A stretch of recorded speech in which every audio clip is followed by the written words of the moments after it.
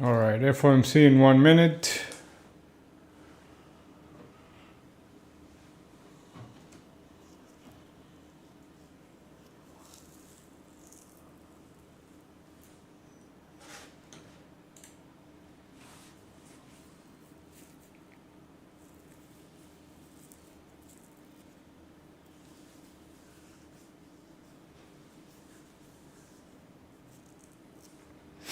See how they pulled everything now. Everything is negative.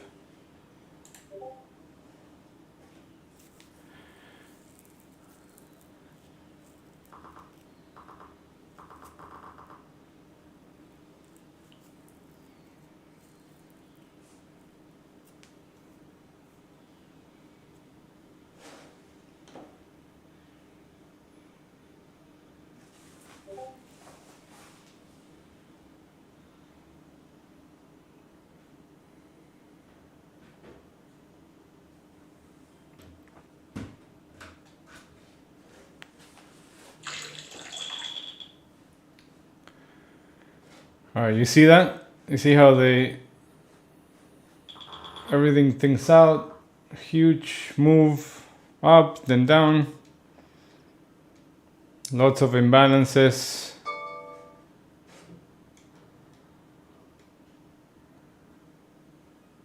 See, they ran the stops to the downside. Now they're moving up. Now they're starting to stack some orders.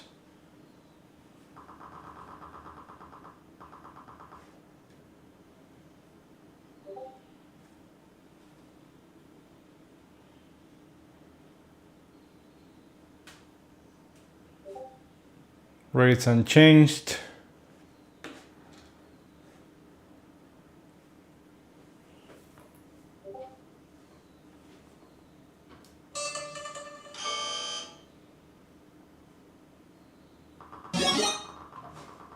Okay, yes, under 4,900.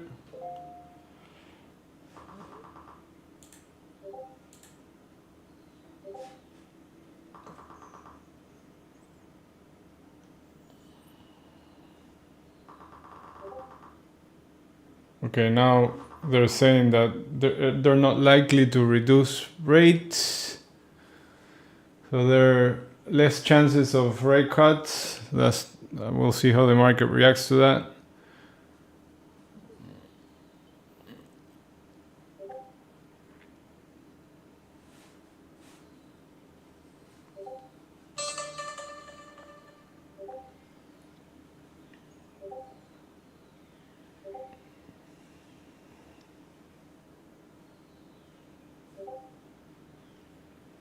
I mean, technically, the market shouldn't like this, but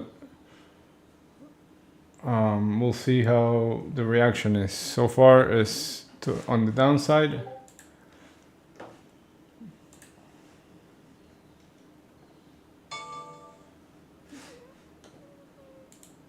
Now they're pulling.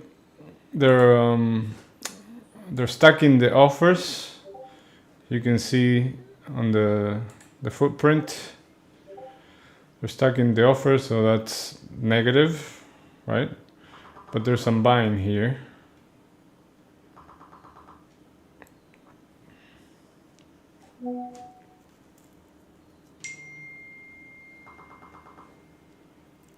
Okay, we just hit the target to the downside that we had for today.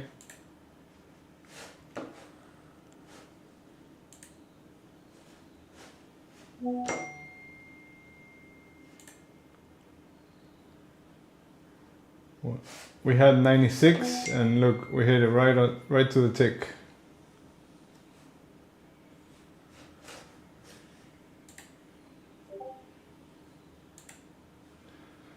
To the tick.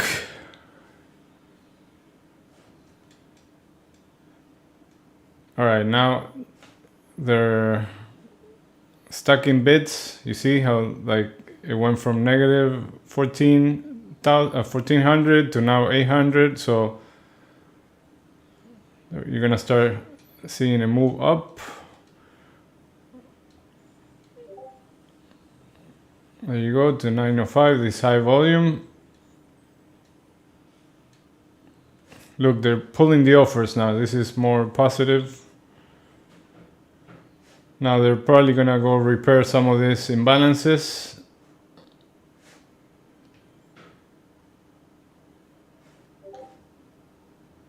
If there's enough buyers.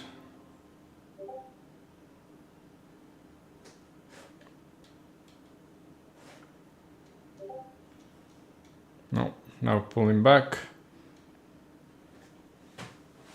Now you see how they're pulling the bids. So this is all, it's very hard to trade unless you just have a huge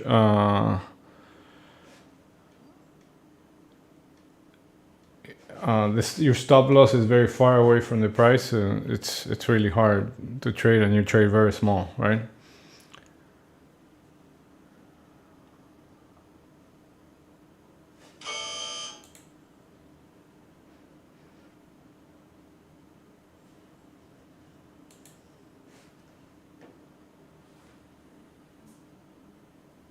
Now again, it keeps going back and forth. Now they're oh man, I have to go take care of something. I'm gonna leave the screen running, but I'll be right back.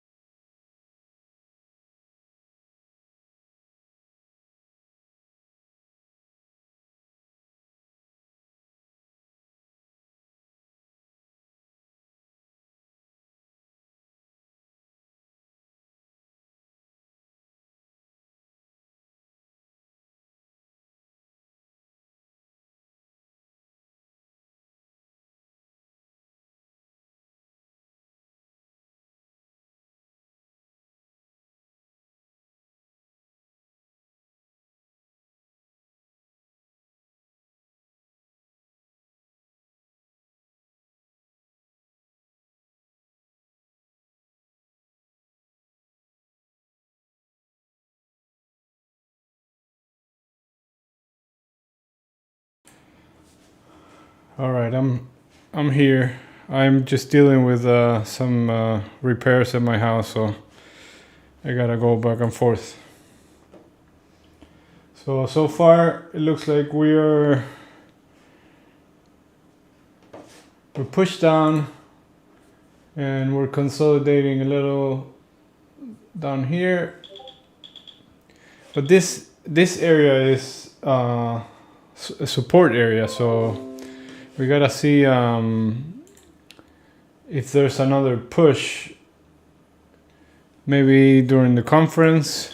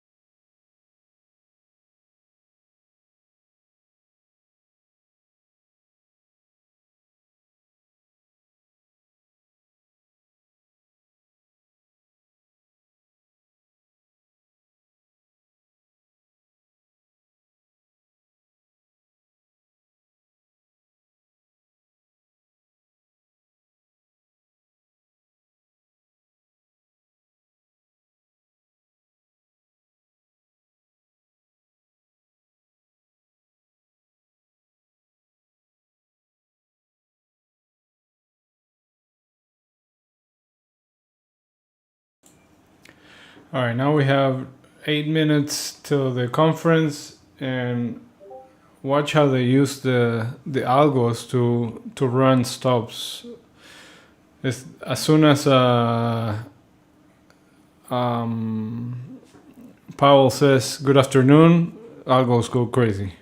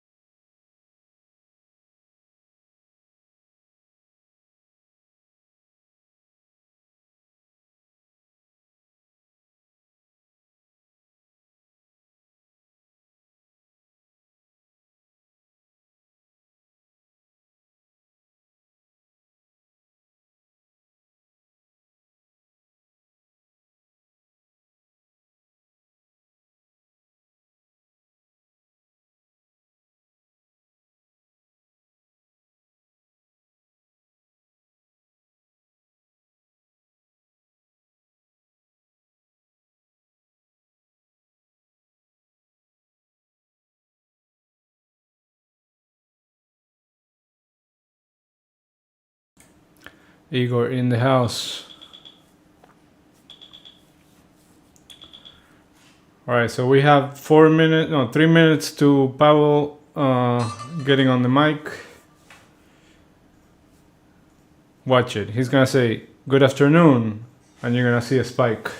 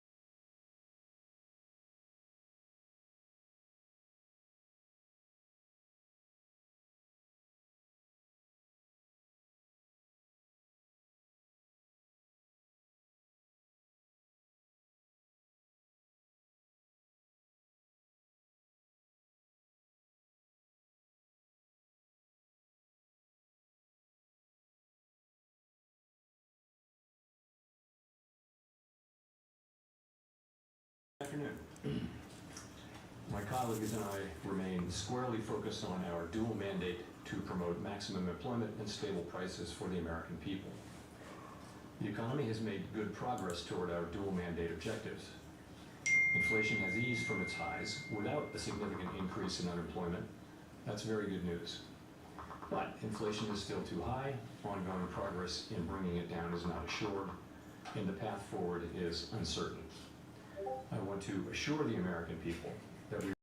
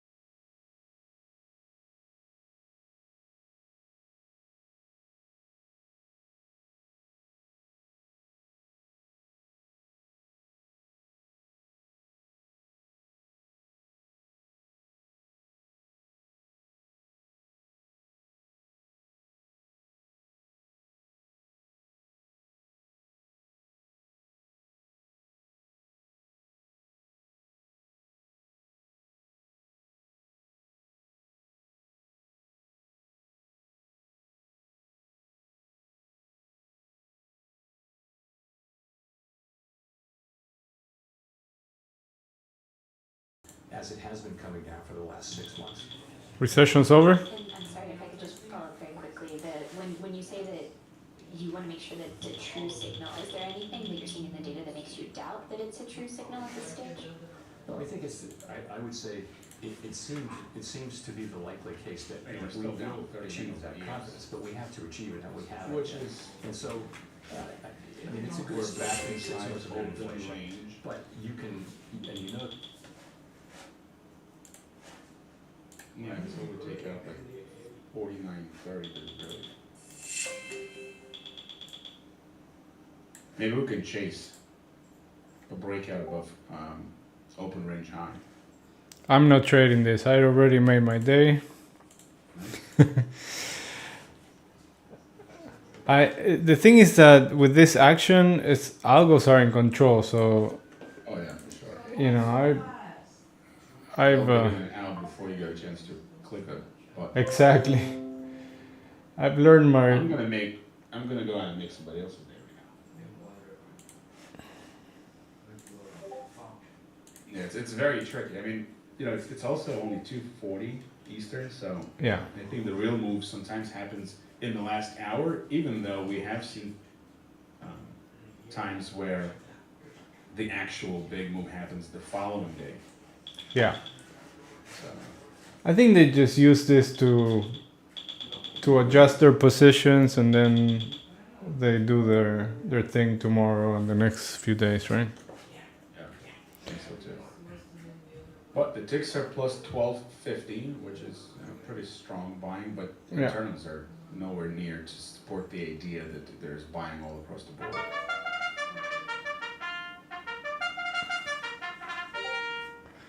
There you go. That's the ticks plus 1000. So we're coming back to the open right now, and we're likely gonna hit this midnight, but that just hit on NQ, the midnight price. That for some reason the algos love that price. It's at 32, and we still didn't close the gap. So there's a chance that we close the gap to 39, and then 45 is the ultimate, closing the gap to the settlement.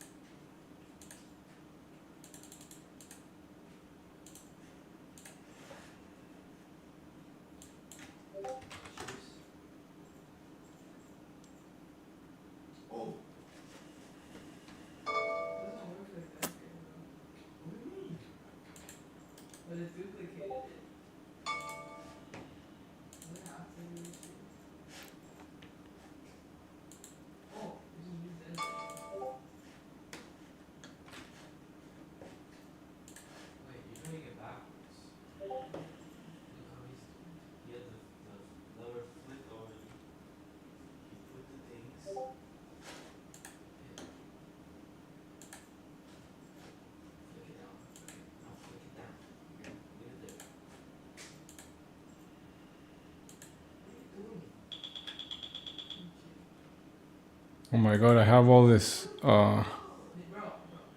available buying power now.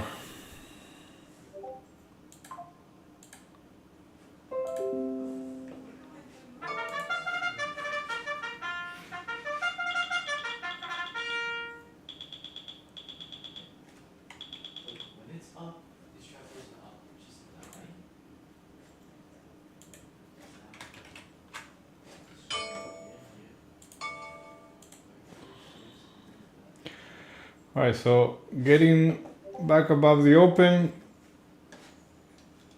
NQ is just close the gap, or it's almost done closing the gap, and about to get inside yesterday's range. So I guess the market doesn't give a crap about interest rates for longer, higher for longer, so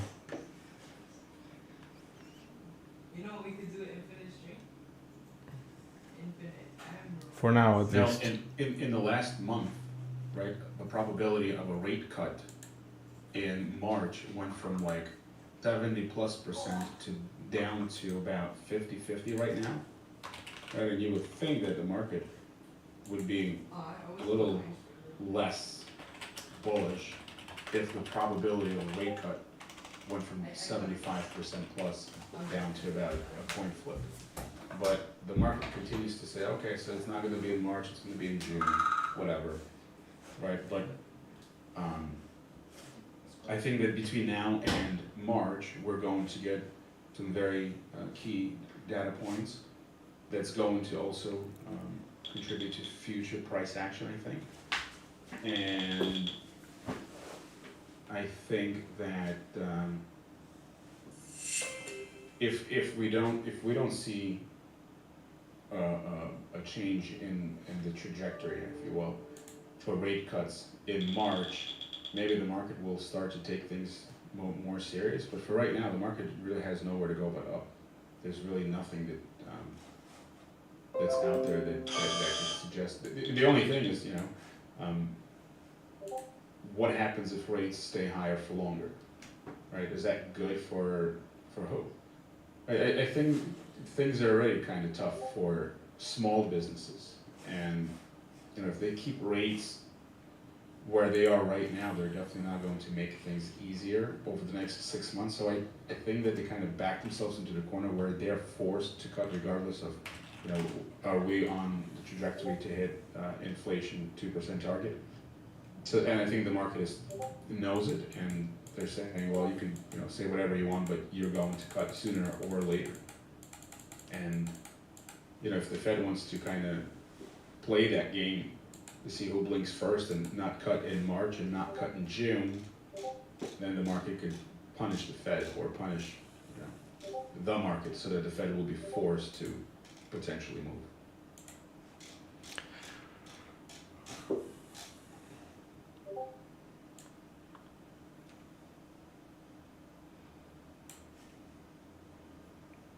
I have a question for you, Igor, because I don't understand this as well as you do. But why do they need to cut rates if traditionally rates were never this low? This is kind of more normal, right? Yeah, and I think if you just look back, like in the last 15 years maybe, right, we've gotten so used to having rates, they had rates at zero for like 10 years.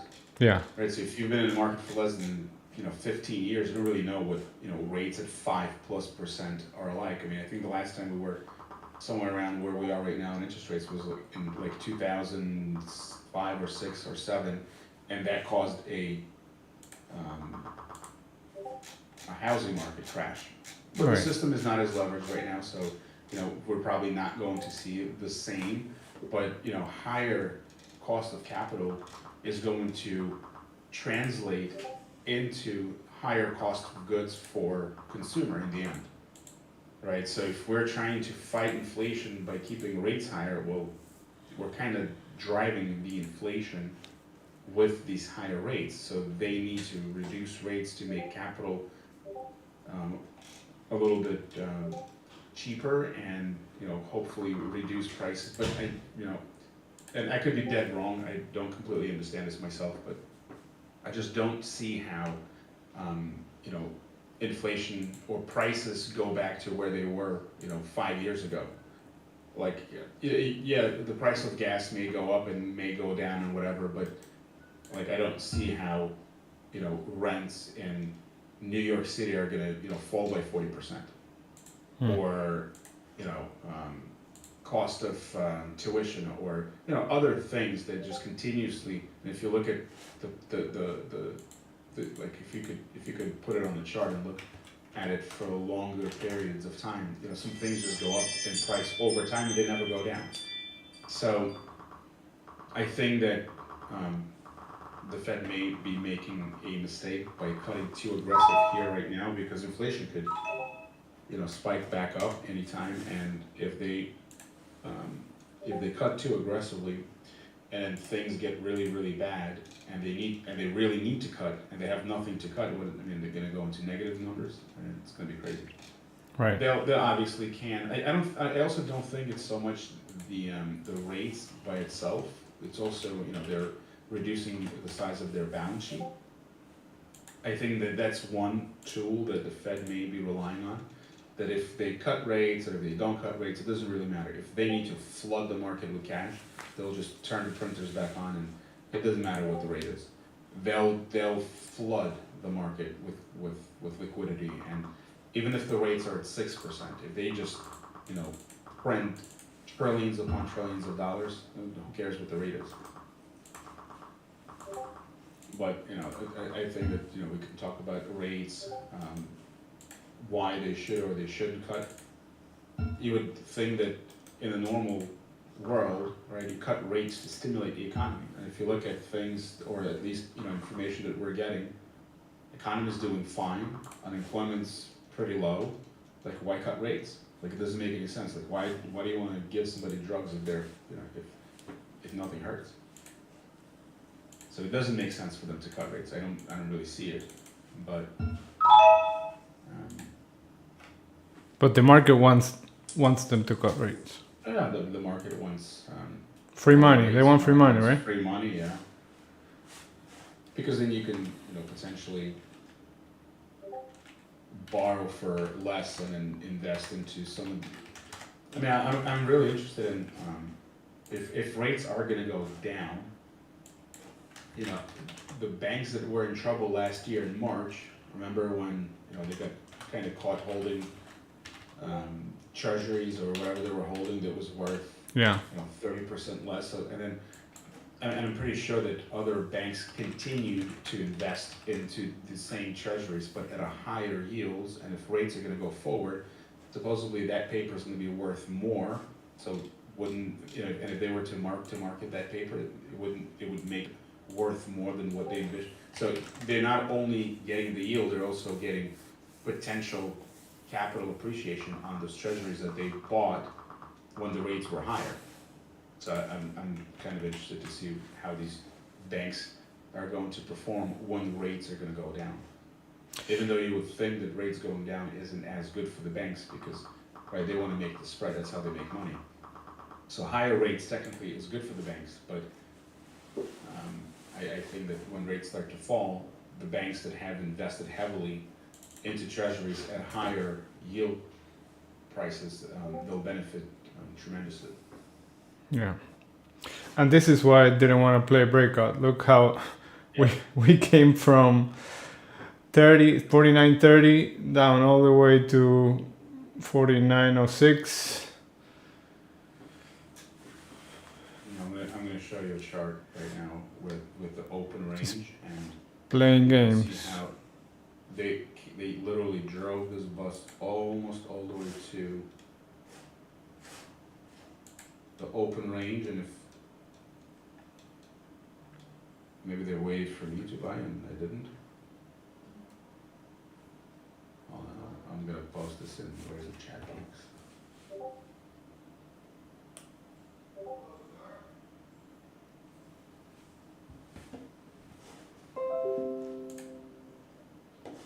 Yep. So like the green line 49.30, that's open range high, I think. Yep. Somewhere around there. So they drove all the way to the open range high, probably got the impatient traders who thought that they were going to play the breakout, and they flushed them right back underneath. Yep. Kind of in the middle of nowhere. I think the squeeze is setting up. I'll be right back.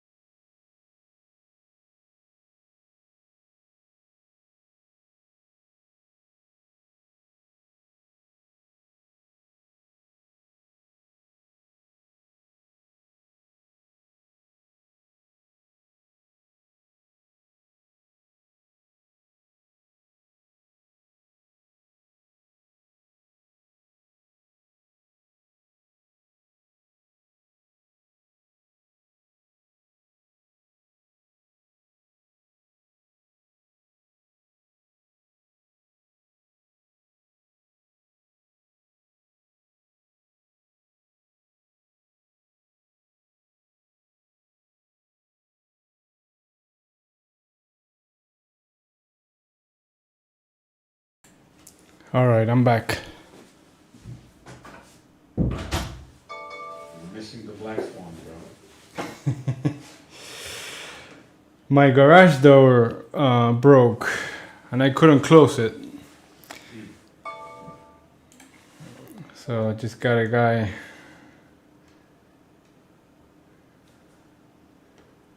fix it for me. That thing weighs like 1,000 pounds. Did the guy say anything about the market?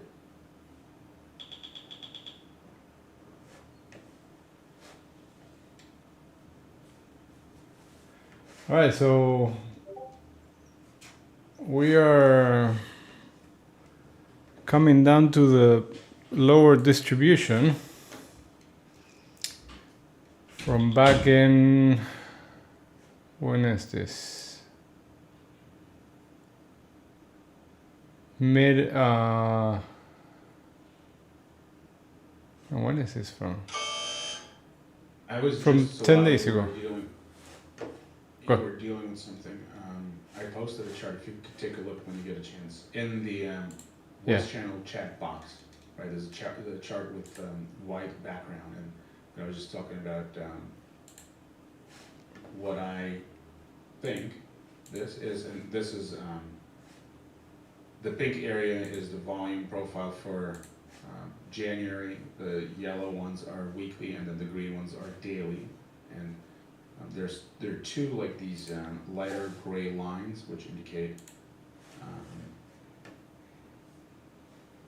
volume area high and volume area low.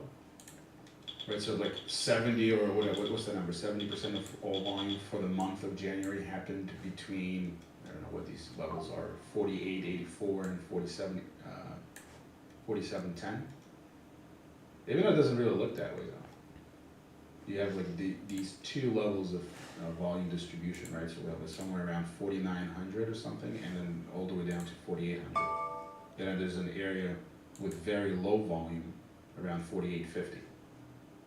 So if we dip back inside the volume area, right, we would expect 4,850 to be a magnet. That's where no volume took place to kind of go back and fill that area. Yeah, so let's look at that on this volume profile chart that I have. So this is the gray area that we see here is the last 90-day, no, the last 20-day volume, right? So we have this high volume area. We have two sessions here on the 23rd and the 22nd. So we came right to this whole volume, got to the bottom of it, and now we're trading around this area. If I add here, let's see if I have the 90-day. Yeah, the 90 year to date.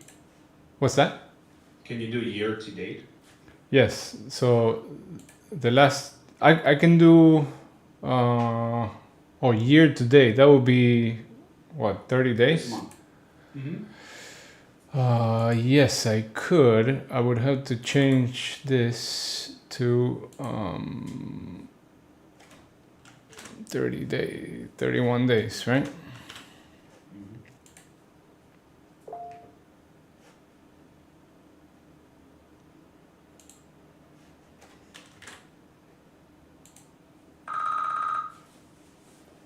Yeah, it doesn't change much because I'm gonna leave it back in 20 because it's almost, well, we're seeing almost the same thing, but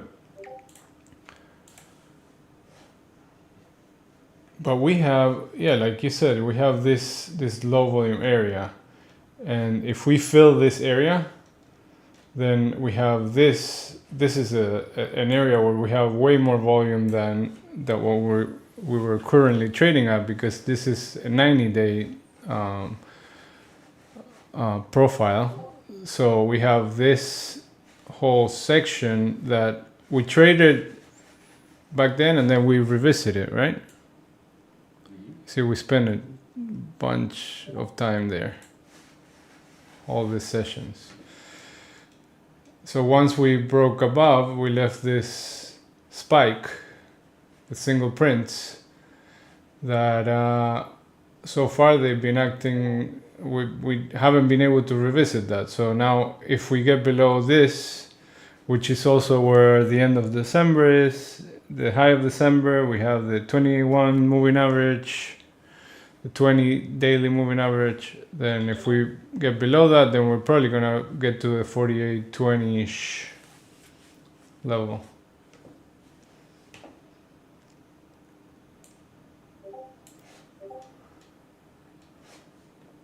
What's the rule for volume area highs? If you break out above volume area high, you know, whatever the time frame may be, maybe a month or, right? And then you get back inside the volume area high, is this a high probability setup that we're going down to test the low of that volume area? So not really. Actually, I was talking about this this morning. Somebody asked me a similar question. So the thing is with volume area high and low is that is where 70% of the volume was traded, right? So that's how it's defined, the value area. So breaking above it, it doesn't really, I don't use that as a specific level to trade off, but more like an indication of, okay, is the market accepting the prices inside value, or is it rejecting and trying to find new value, right?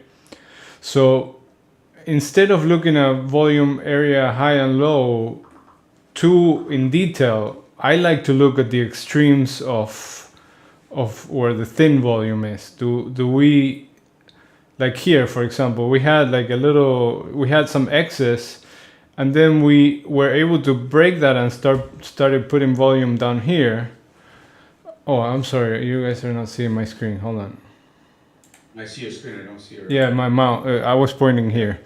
I was saying that we were able to break this thin area of volume and started putting volume down here.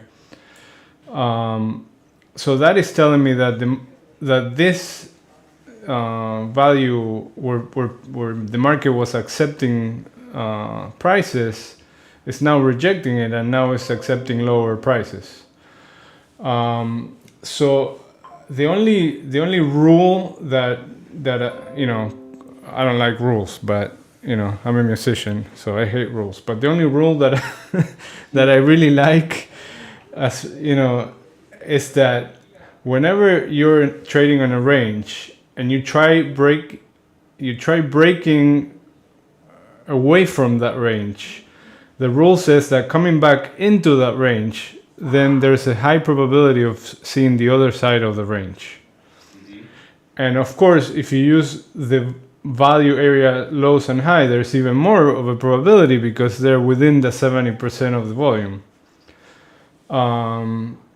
So I don't know if I answered your question. No, you did. Okay. That's exactly.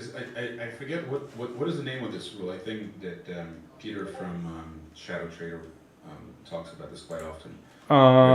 If you break out of a range and you come back inside the range, there's a very high probability. It doesn't work 100% of the time, but it's a pretty high probability that we're coming down to test because we tried to break out of certain area, and then prices got rejected. We're back inside, you know, the I guess this is a value area, and there's a pretty high chance that we might come down to test the low side of that volume area. Yeah, it's called the value area rule, I guess. That's how I learned it. I don't know if that's the official name of it, but I was actually pointing that out this morning, that and I said it on the chat a few days ago, right? Don't be surprised if we come back to the 4900, because if you look at this chart, the longer term, right? We had a 3-day balance, right? This is a composite profile. Let me split it. You see, you have this 3-day balance. We break above, start, you know, creating a new range, right? New volume, right? then come back into it. And I said, if we come back below 45, then watch for 16, which we came right down to 16, and look the other side of the range. Now we came back to the other side of the range, and now we broke away from that side of the range. And then there's this little range right here, which we did the same thing, right? Came to the point of control, came to the other side of the range. Now, if we fell breaking below this range, then go back to this area, right? So you have to go range by range, level to level. Makes sense. But those things, they work, like for example, if either today or tomorrow, we come back inside this value area, right? Which is there's even stronger possibilities when this value area matches the whole ranges, right? So if we come back above this area, then I'm gonna look again for move back to the point of control, and then move back to this the top of the range, right? So you kind of you're looking for not so much areas where not target areas. You're looking for where the price might actually bounce from. Right. Not where it's going to possibly reverse, right? So like these low volume areas, they're kind of the magnet. But if we fail to continue to break below those, it's a pretty high probability that we're going to run the other way. Exactly. And look, so this, if you see, like we came here right now. Now we have all these references, right? Like we stopped right above these two lows, right? We have these two lows. We have this settlement price, which always act as magnets, and specifically this one because it's a weekly settlement price, the 71.75. And then we have this untested point of control at 68, right? 67. So to me, the fact that we came so close to this and we were not able to test this, it tells me that, you know, the buyers are still in control, right? Now, if I see that we cannot hold these levels and we start getting closer again to this area, and I see the order flow, then I'm gonna see if I can target this area, right? This 67 level. Yeah, that kind of becomes a low-hanging fruit. You know that they're gonna run those stocks. Exactly. You know that, you know, everybody was looking at this, and then now they're like, okay, wait, now you're not getting it. Let me just collect all the inventory first. That makes sense. A lot of sense. And for example, I use the footprint charts a lot because, like, I'm looking at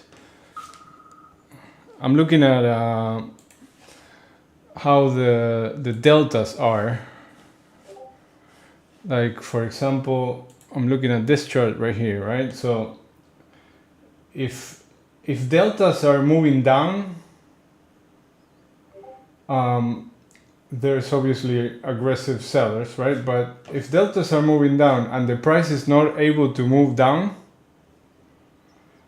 that means that somebody is buying all this passively, right? They're like, there's sellers hitting, and then there's somebody on the other side hitting, buying the inventory with limit orders, right? That's why price cannot move lower. And the opposite, if you see that we start moving higher and you see all this positive delta building up, but we're not able to move higher, that means somebody is absorbing all the buyers. So that's what I use at those levels. Like if I'm looking to take a trade, right? So interesting. Very similar. I guess this has correlation to, kind of like when we look at charts, just regular charts, right? If the market's making new highs, but we're not making new highs on RSI, right? So there's like some divergence, meaning that the market's going higher, but momentum is rolling over, and you cannot chase that. That means you're already late to this party and they're about to pull the rug on you. Yeah. So what you're saying is about, prices moving down, but not, there's nothing suggesting that, there's aggressive selling going on, so obviously somebody's, absorbing all of that supply. Right. Now watch this at 900. Let's see what happens, right? We left this, we broke below it. And now we're gonna retest this from the downside. Now we have to see if the sellers are still here or they collected all, more inventory here to bring it back up towards the point of control.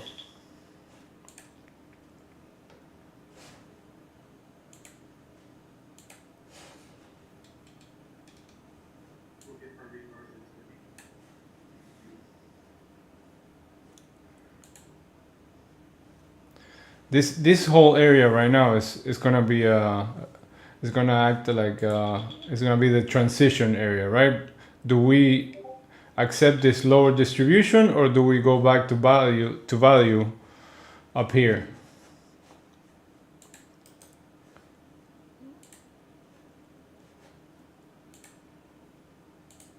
So if I highlight this low volume, it's a little messy, right? Like it's not that clean right now because we have this little spike right here, but like you can use this as an area of transition, right? If we get above it, actually, I mean, I would use this whole area. Like it's gonna be kind of like you're gonna have the traders over here that are thinking that we're going back up, and the ones that are thinking that we're gonna keep moving lower. So you're gonna have a lot of back and forth in this area.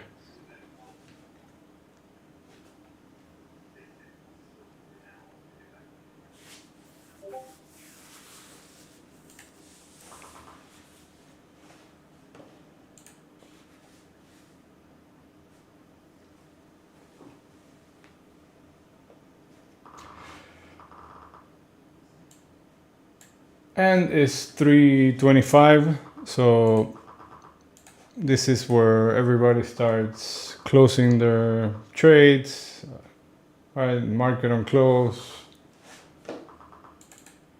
So I don't know if this is a place where we wanna, or a time that we wanna initiate anything.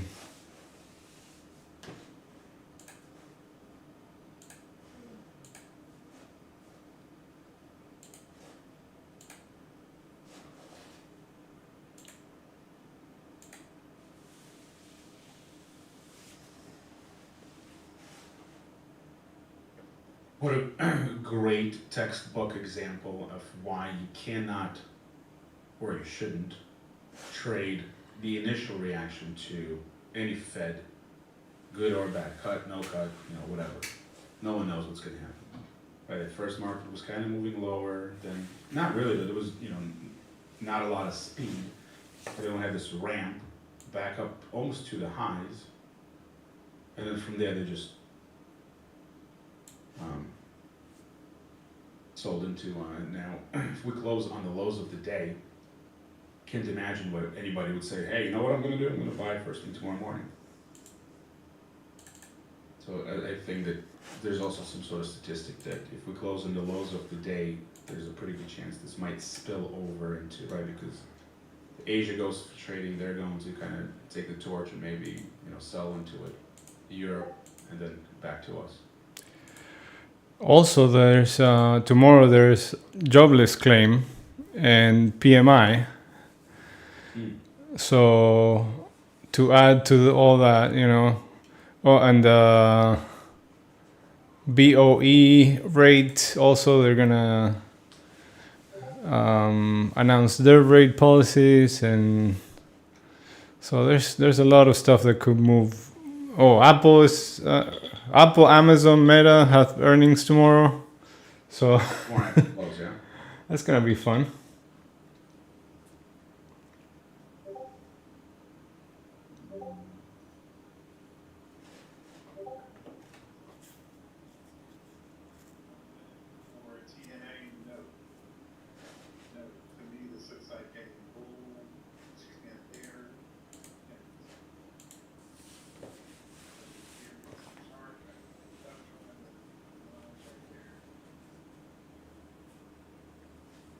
Where's my NQ chart? It disappeared.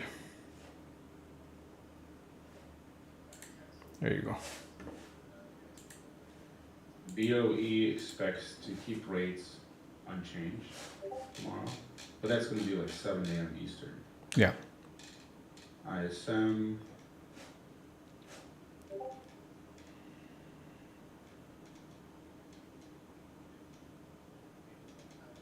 Yeah, the market will use any of this information as an excuse to do whatever it's going to do.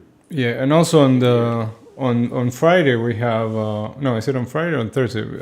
Non-farm payroll. Yeah, I think this is going to be on Friday. It's the first Yeah. Friday of every month. Yeah. Even though, yeah. So this Friday the 2nd, we're going to get the non-farm payroll numbers for this month. And again, good news is not so great right now. If we see, better than expected, let's see let me see what they're expecting. So we have at 8. You know what? I'm not seeing that on this. Oh.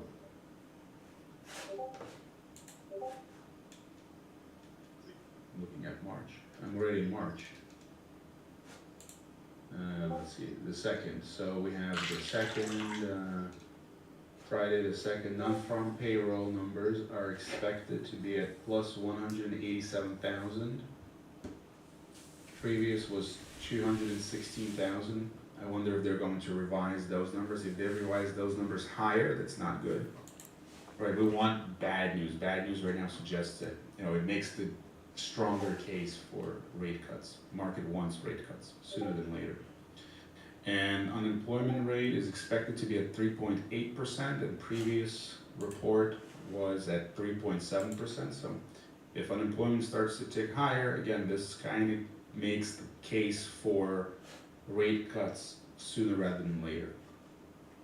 I think revision is going to be also pretty important, and we are looking at average hourly earnings, which are going to be at 0.3, and previous report was 0.4, so we want to see people earning less per hour, which again will make the case for the Fed to come to the rescue sooner rather than later. Right, the market is right now is kind of in a position to give me any bad news. I don't care what it is. Even if it's terrible for me, I'm going to figure out how to deal with it, but I need bad news so that the market can go up right now. Yeah, well, so we still have this 48.67 pending, and we have all the single prints to clean up. Maybe they'll use all this news as an excuse to retest the December highs and then bounce it back up.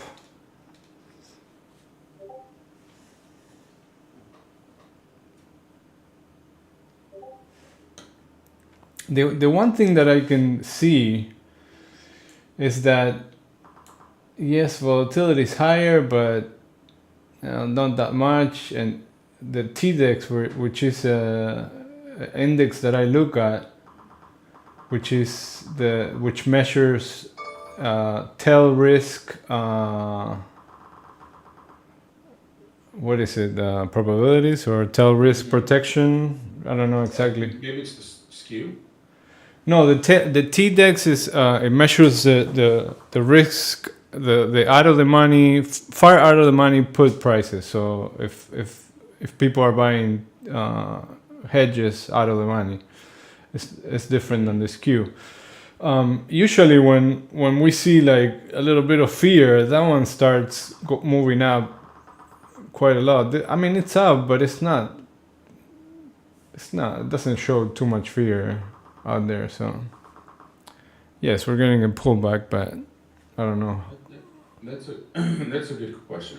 What does TDEX measure? Because I thought it was some sort of and skew, meaning how expensive are far out of the money options relative to something closer. I don't think that's it. But if it's not, then what is this number? Does this number present like some kind of probability of something extreme happening? Not sure. Maybe you need to read their white paper and see.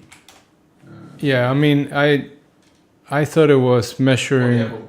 They have a vol dex and they have a skew dex. Yeah, Tells you how expensive the skew is. That's kind of like, that's pretty interesting.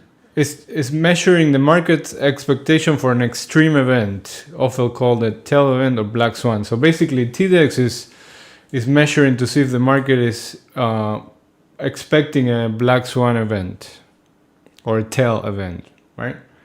Mm-hmm. So right now it's not. I mean, it's a little elevated, but not much. So.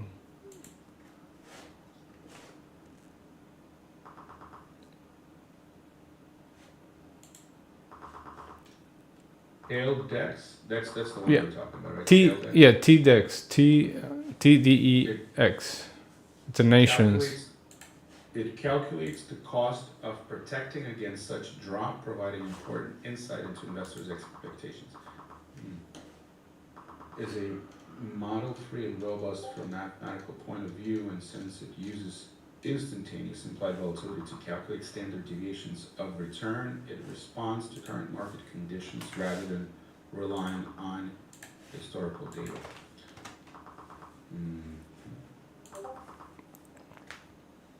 Yeah, I'm gonna try to understand it. What is, so when TDEX is a what, like 10 right now? Yeah, 10. What does 10 represent? Like 10, what is it? 10 what? I mean, the only reason why I can tell you that it's not showing much fear is because I watch it and it's usually oscillating between 9 and 10, and but when I saw some some fear, it was like going to 16, 20, Mm-hmm. So it's kind of like any other volatility instrument that oscillates between two numbers. So like let's call it 80 and 100. Mm-hmm. So when we're at 100, you know that the market is way more nervous about potential black swan, and that's already kind of too late to go out and buy insurance. We don't know if it's going to happen or not, but if you want to kind of measure, is the insurance for black swan cheap or expensive right now, when TDEX is on the higher end of that range, whatever that range is, it's too late, don't even bother. Or maybe if you are buying, you know that you're paying through the roof.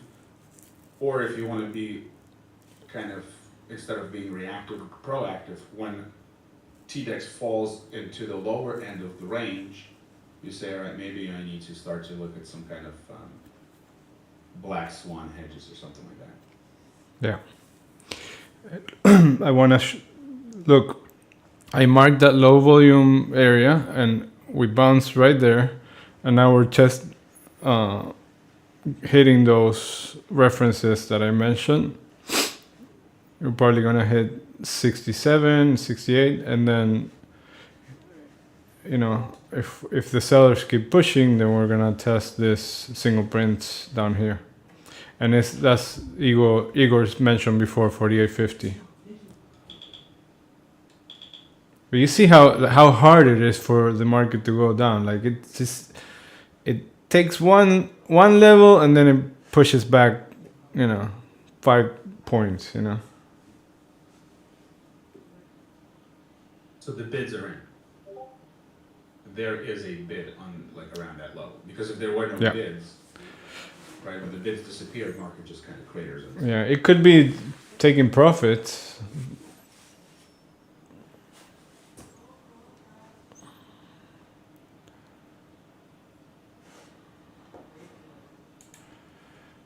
But there's a bunch of big orders in this area. You can see it on the DOM. The heat map, or what is it called? Yeah, in the heat map, or you can see here in the DOM. Mm-hmm. Oh yeah.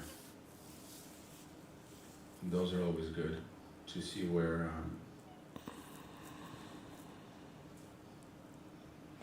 Usually when you have an area like that has a lot of liquidity, then buyers step in ahead of it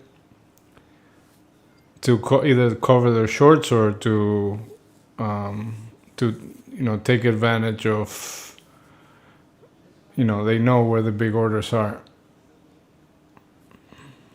just algos scalping, you know. Now watch, we're gonna hit this 68, and the reason I'm thinking that is, first of all, we keep trying. It's very close, and if you look at the footprint charts, there was a big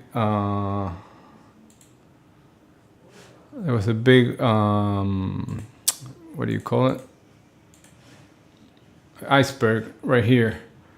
See, they sold into this level right here, and they absorbed all the sellers. 305 here, 641 here, so 1,000 contracts at the low.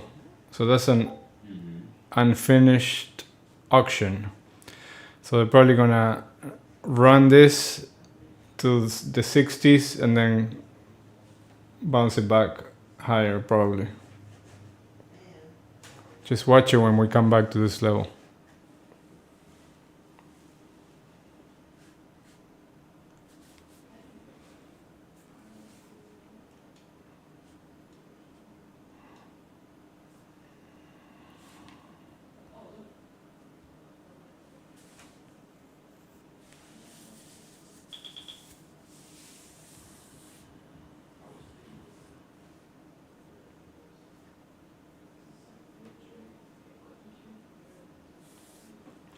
So when you see a low, right? This low was to the tick, to this on this previous low. That's a poor low, a bad low, right?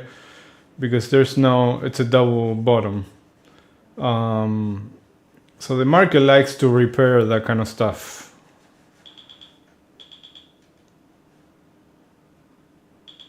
So we're likely gonna go to 80, then find more sellers here.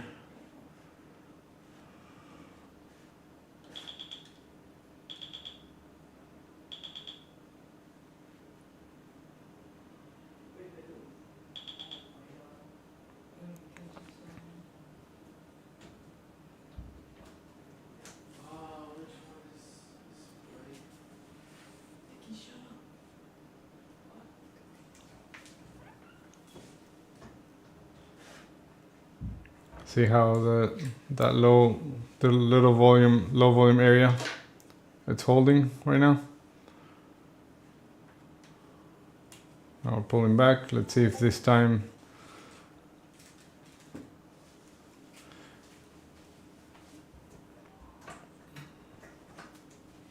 there's no panic here. This is very orderly.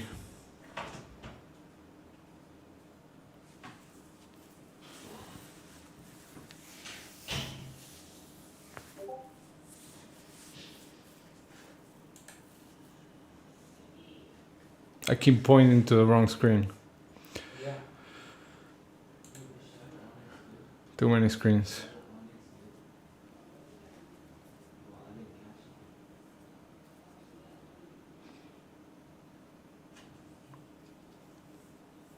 All right, let's see now if we are able to get to the 74 level. Just watch the orders here.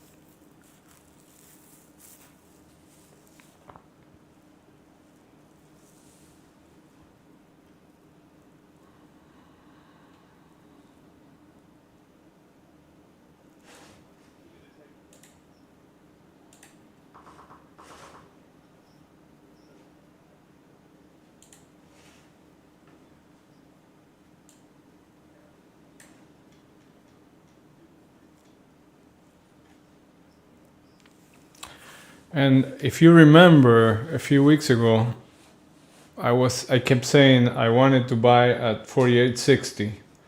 So now we're getting to that level. So that's where the single prints are.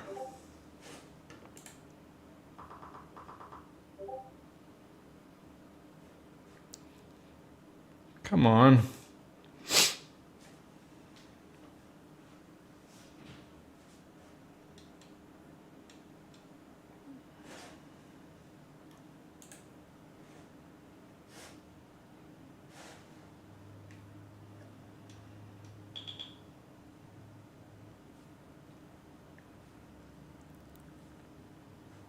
Can't find sellers here. Move higher. Let's see where the sellers are. They're 80.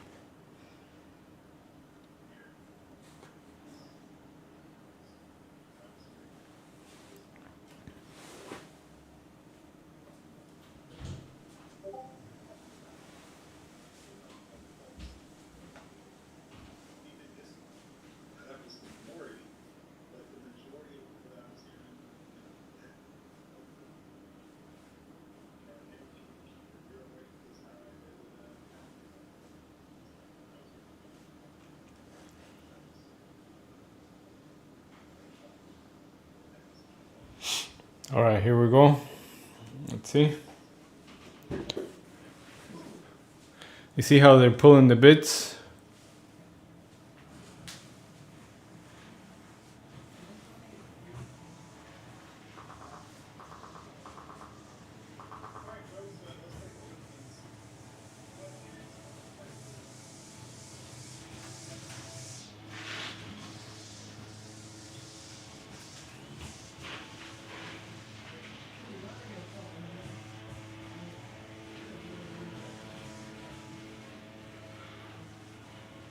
Now they're stacking them.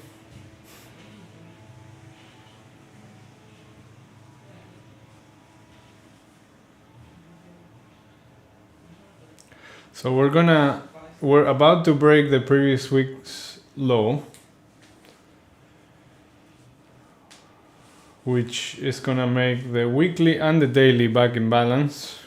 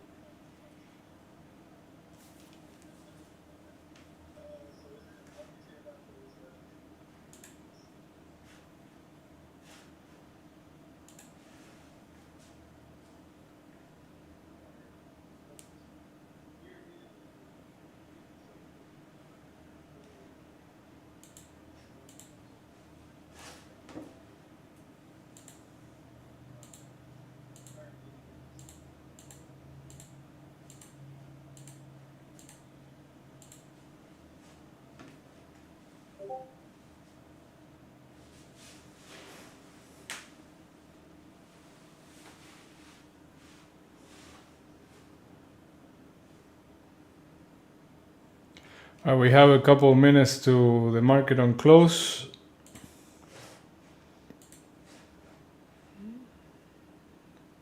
We have early market on close imbalance 1 billion to the sell side. All right, here we go. Let's see. Another 431. There you go.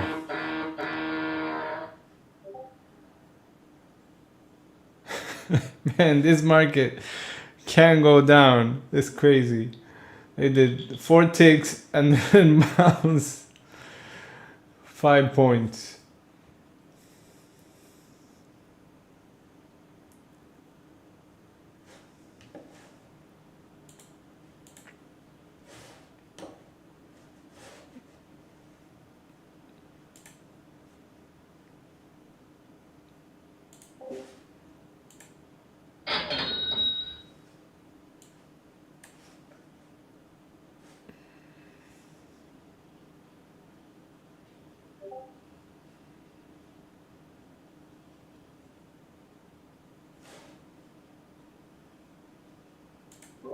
Yes, TickStrike is free and on the Financial Juice website.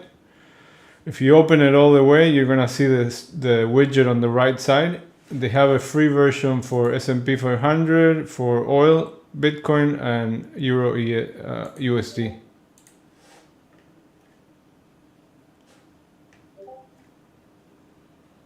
It's live. The only thing that's delayed is their news are like 10-20 seconds delayed or something like that on the free on their site, but the TickStrike is live.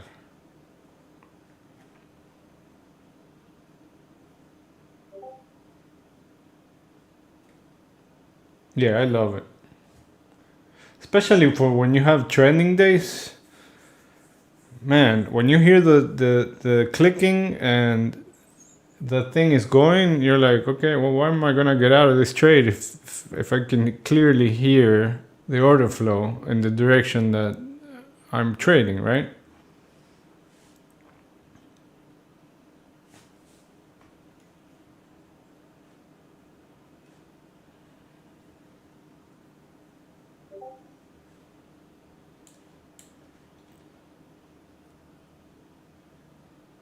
Man, can we tag this already?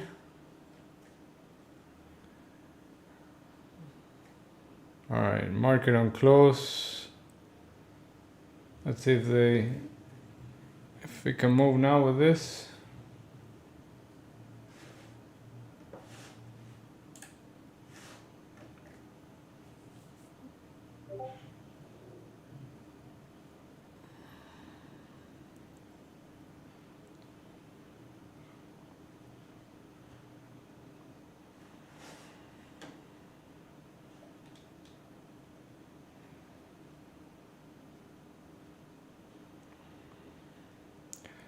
You see how they're absorbing all this selling here at these levels?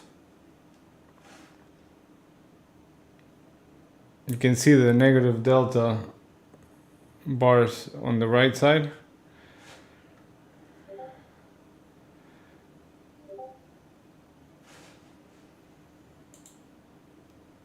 Market on close imbalance 7.2 billion sell side.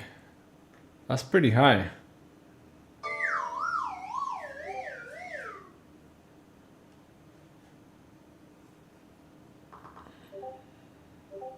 Come on, take 70s.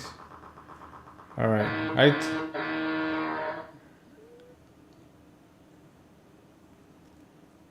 man.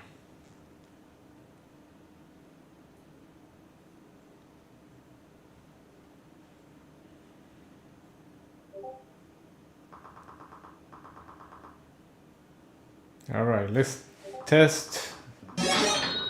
There you go.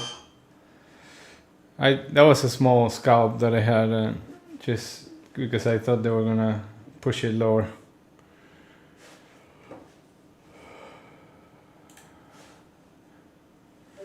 All right, so man, I want this to be taken now. 68.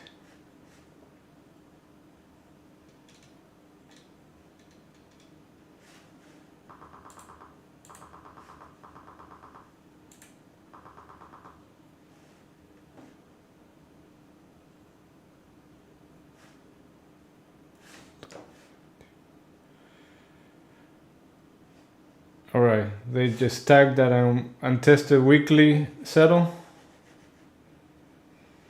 Just got 2 more references to go.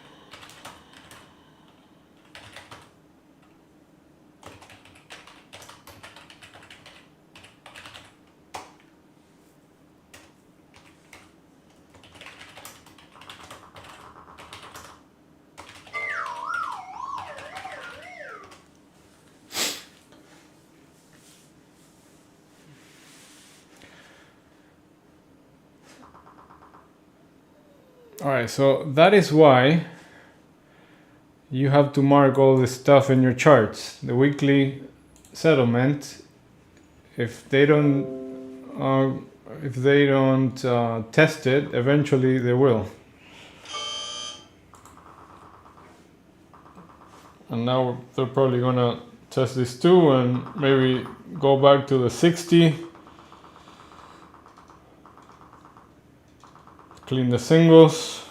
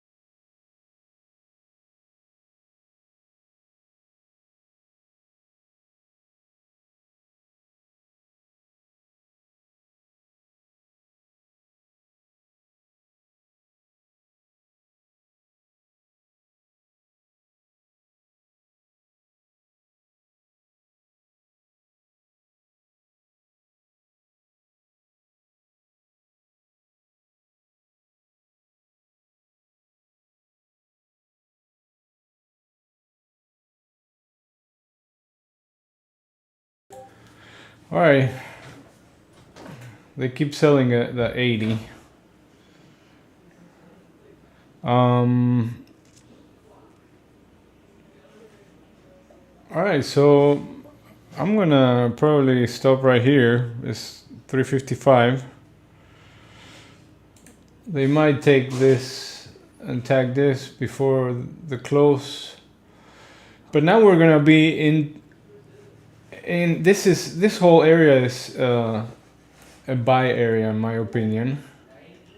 So we want to watch between today and tomorrow. Are they gonna clean the single prints first and then buy, or are they going to buy ahead of this? If they don't, then we're gonna go to probably 48.10 ish. All right. All right, everybody. Have a good one. I will see you guys tomorrow.